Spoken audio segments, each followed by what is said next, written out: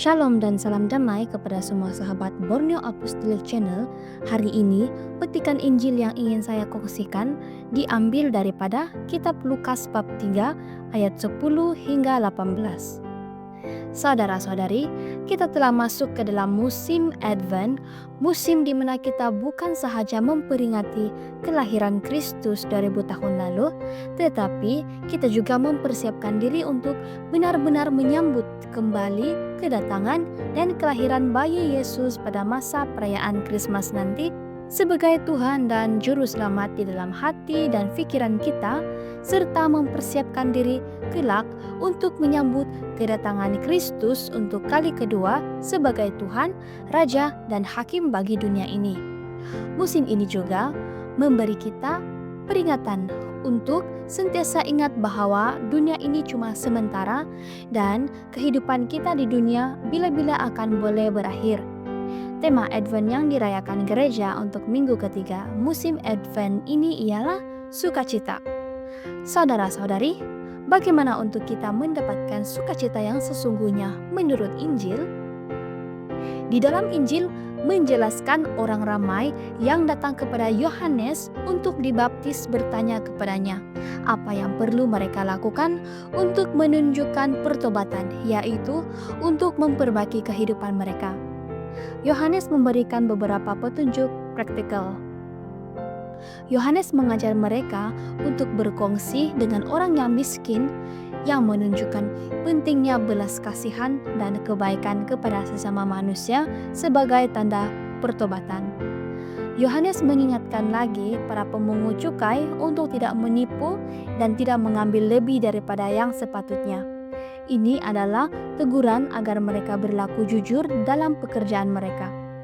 Yohanes juga mengingatkan para tentara agar tidak menindas orang lain dan berhenti membuat tuduhan palsu, serta mereka harus berpuas hati dengan gaji mereka dan tidak menyalahgunakan kuasa mereka.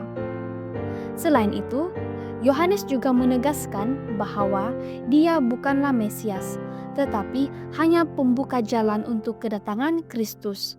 Yohanes merujuk kepada Mesias yang lebih besar yang akan datang, yang akan membaptis dengan Roh Kudus dan api. Ini menggambarkan kedatangan Yesus yang akan membawa penghakiman dan keselamatan. Yohanes membandingkan kedatangan Yesus dengan seorang yang lebih berkuasa yang akan membersihkan dan menyucikan umatnya.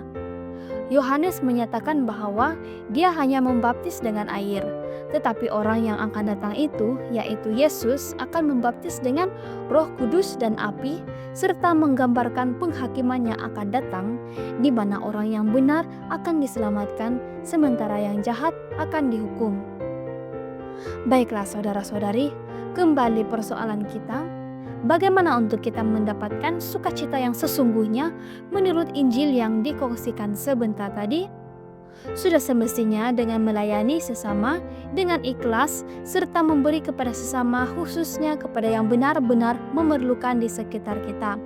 Selain itu, hidup dalam kebenaran dan juga hidup dengan penuh dengan kerendahan hati seperti Yohanes Pembaptis juga merupakan cara yang Injil ajarkan kepada kita untuk mendapatkan sukacita yang sejati.